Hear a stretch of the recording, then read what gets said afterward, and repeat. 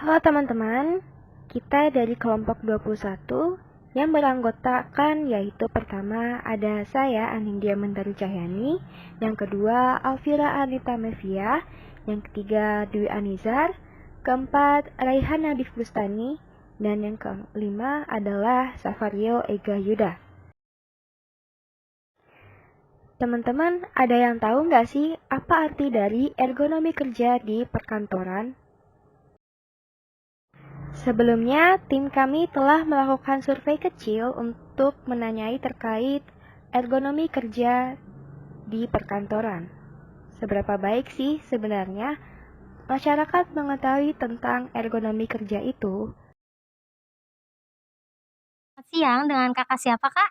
Halo siang, dengan Fani Fajriah. Oke, Kak Fani saat ini kesibukannya sedang apa nih kak? Bekerja Oke, bekerjanya di mana kak? di sebuah perusahaan swasta. Oke, berarti di perkantoran ya kak? Ya, betul. Nah sebelumnya kakak tahu nggak sih istilah ergonomika kerja itu apa? Nggak tahu. Kalau ergonomika kerja di perkantoran mungkin pernah dengar? Belum pernah dengar juga. Oke, ya terima kasih ya kak atas waktunya. Ya, sama-sama. Halo kak, selamat siang. Iya, siang. Dengan kakak siapa kak kalau boleh tahu? Dengan kakak Elsa. Oke, Kak Elsa saat ini sedang ada kesibukan apa nih kak? Lagi kerja sih Oke, kerjanya di posisi apa tuh kak? Terus di mana? di administrasi salah satu perusahaan swasta.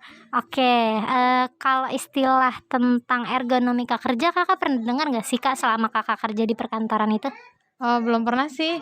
Oke, kalau misalnya istilah ergonomika kerja di perkantoran mungkin dari atasan kakak atau dari pernah browsing gitu kak? Pernah nggak? Belum pernah juga. Oke, kalau gitu terima kasih ya kak atas waktunya. Iya, sama-sama. Halo kak, selamat pagi, dengan kakak siapa ini? Selamat pagi, dengan Winda.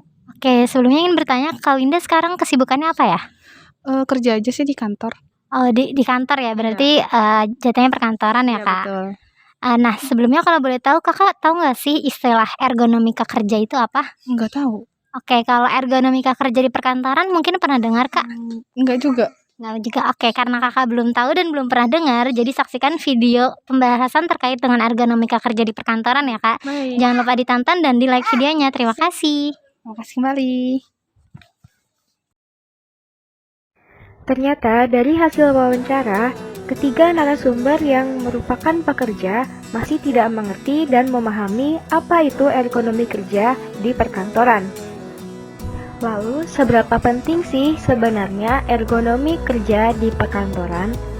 Dalam menciptakan lingkungan kerja yang dibutuhkan beberapa konsep seperti efektif, nyaman, aman, sehat, dan efisien. Konsep ini berkaitan dengan ergonomi untuk membentuk teknik, lingkungan, dan peralatan kerja yang mampu mendorong konsep tersebut sesuai dengan pekerjaan. Jadi, konsep tersebut merupakan tujuan yang dicapai dalam pengimplementasian ergonomi. Konsep ini tidak hanya dirasakan oleh fisik seseorang, tetapi juga dapat dirasakan secara psikologis. Tubuh manusia apabila diberi tanggungan kerja secara terus-menerus akan menimbulkan rasa lelah yang dapat berkembang menjadi rasa sakit pada bagian tubuh tertentu dan dapat mengakibatkan stres atas pekerjaannya tersebut. Lalu, apa sih manfaat dari ergonomika itu sendiri?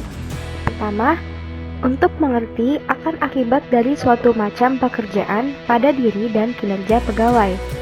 Yang kedua, memprediksi potensi pengaruh pekerjaan pada tubuh pegawai. Yang ketiga, mengevaluasi kecocokan tempat kerja, peralatan kerja pada saat pegawai kerja. Lalu selanjutnya, meningkatkan produktivitas dan upaya untuk mewujudkan kecocokan antara kemampuan dan persyaratan pegawai. Kemudian, membangun pengetahuan dasar untuk mendorong pekerja meningkatkan produktivitas. Lalu, mencegah dan mengurangi resiko timbulnya penyakit akibat kerja. Meningkatkan faktor keselamatan kerja pegawai, dan yang terakhir adalah meningkatkan keuntungan, kesehatan, dan juga kesejahteraan untuk pegawai dan perusahaan. Lalu, dampak tidak menerapkan ergonomika pada kantor. Penerapan ergonomika pada kantor dapat menimbulkan beberapa manfaat pada kegiatan pegawai maupun perusahaan. Sebaliknya, jika penerapan ergonomika pada kantor tidak diterapkan, maka dapat menimbulkan dampak negatif yang menimbulkan permasalahan pada pegawai yang menyebabkan menurunnya produktivitas kerja. Dampak dari tidak menerapkan ergonomi pada kantor yaitu yang pertama adalah kejenuhan pada karyawan. Kejenuhan termasuk kelelahan secara mental, kondisi ruangan yang sama, alat fasilitas dan lainnya berada di posisi yang sama, dan pemilihan yang kurang tepat. Pegawai dapat berpikir dengan baik jika ruangan kerjanya aman dan nyaman. Yang kedua adalah kelelahan dan ketidakefektifan. Penggunaan dan penempatan alat yang tidak ergonomi dapat melelahkan pegawai dan kondisi mentalnya dapat turun. Hal yang harus diubah adalah menata ulang tata letak perkantoran agar lebih tertata dan membuat pegawai menjadi lebih nyaman. Sehingga mobilitas kerja pegawai dapat lebih efektif dan efisien. Yang ketiga adalah timbul penyakit akibat kerja. Pegawai yang kelelahan tetapi tidak menjaga kesehatannya dapat menyebabkan tumbuhnya penyakit. Dengan contoh, jika pegawai dalam posisi 4 jam di depan layar, maka akan kemungkinan timbul rasa sakit pada penglihatannya. Solusinya dengan menggunakan layer pembantu untuk komputer sehingga mengurangi sinaran pada mata. Lalu yang terakhir adalah kematian. Kematian adalah konsekuensi paling fatal. Dengan contoh misalnya sebuah pabrik menyimpan atau meletakkan suatu mesin yang berbahaya, tidak menggunakan prosedur dan ketentuan ergonomi, maka kecelakaan akan memakan korban jiwa. Untuk informasi selanjutnya, mari kita simak video tentang ergonomi kerja di perkantoran seperti berikut. Selamat menyaksikan.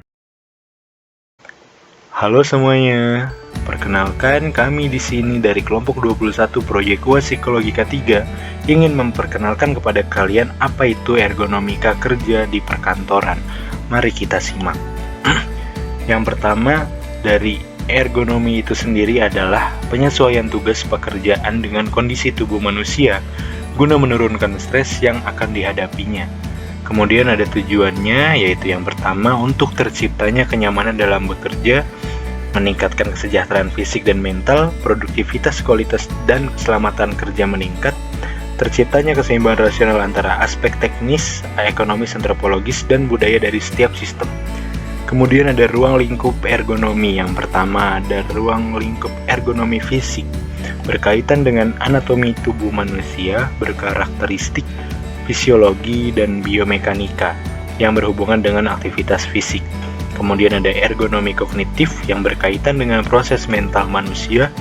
Kemudian ada ergonomi organisasi berkaitan dengan struktur organisasi, kebijakan, dan proses.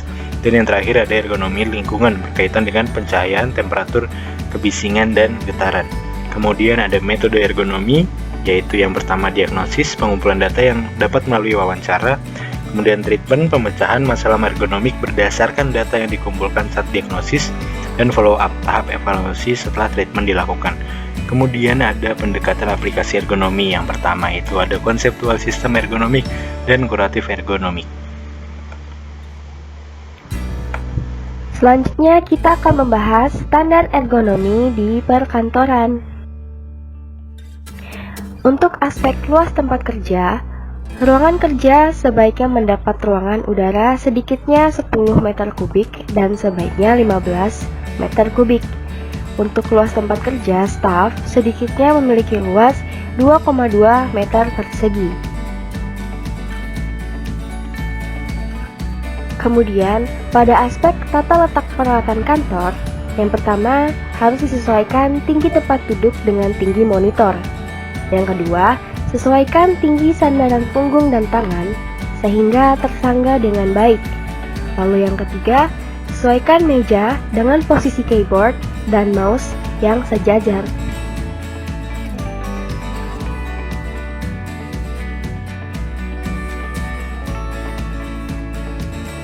Untuk aspek kursi, Pertama, ukuran kursi harus sesuai dengan ukuran karyawan yang menggunakan. Kemudian, pilih kursi kerja sesuai dengan jenis tugas pekerjaan. Kursi harus stabil, baik beroda maupun tidak beroda. Sandaran kursi harus menyangga lengkungan pinggang atau kemiringan fleksibel.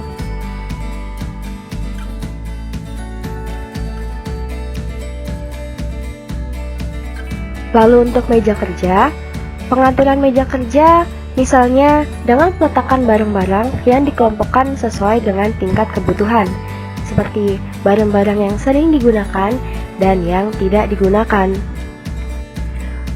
Kemudian, postur saat bekerja. Postur tubuh yang baik saat bekerja adalah dengan duduk tegak dengan punggung lurus dan bahu ke belakang. Kemudian, pada jarak pandang antara mata dengan layar komputer sebaiknya adalah sekitar 30-40 cm. Posisi layar lebih rendah dari posisi mata, sehingga membentuk sudut sekitar 15 derajat. Kemudian rehat saat kerja. Disarankan dengan metode 20-20-20, yaitu setiap 20 menit bekerja menggunakan komputer, diselingi 20 detik rehat singkat dengan melihat ke layar komputer sejauh 20 kaki, dan setiap 2 jam kerja sebaiknya diselingi peregangan selama 10-15 menit. Dengan melakukan metode ini akan dapat mengurangi gejala computer vision syndrome atau CVS, yaitu ketegangan mata yang disebabkan karena menatap layar terlalu lama.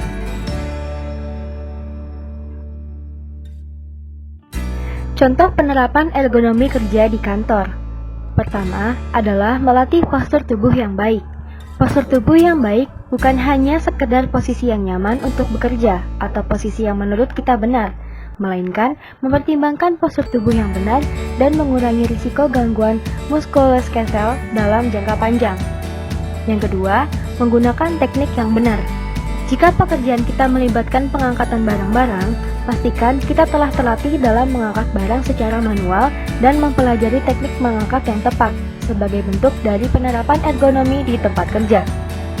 Yang ketiga, memberi batasan dan penyesuaian. Contoh ergonomi di tempat kerja lainnya yang sederhana adalah membatasi gerakan berulang. Mengulangi gerakan yang sama secara terus-menerus dapat menyebabkan otot-otot tubuh kita tegang. Yang keempat, memastikan pengaturan komputer dengan baik. Ergonomi kerja juga dapat diterapkan pada komputer atau laptop di kantor. Penempatan mouse dan keyboard harus berada pada ketinggian yang sama, serta diposisikan supaya pergelangan tangan tetap lurus. Yang kelima, melindungi mata. Mata tegang merupakan salah satu masalah kesehatan umum bagi pekerja yang banyak menghabiskan waktu di depan layar komputer atau laptop. Untuk menghindari atau meminimalisir masalah ini, kita dapat memposisikan monitor supaya sejajar dengan mata saat duduk tegak di kursi. Lalu yang terakhir adalah memilih kursi yang tepat. Pekerja yang menghabiskan waktu di meja sepanjang hari membutuhkan kursi ergonomis dengan berbagai pengaturan postur duduk yang baik. Misalnya, ada pengaturan ketinggian, memiliki sandaran yang nyaman, terdapat penyangga pinggang, dan lain sebagainya. Itu dia ergonomika kerja di perkantoran. Semoga informasinya dapat bermanfaat. Terima kasih untuk menonton dan sampai jumpa.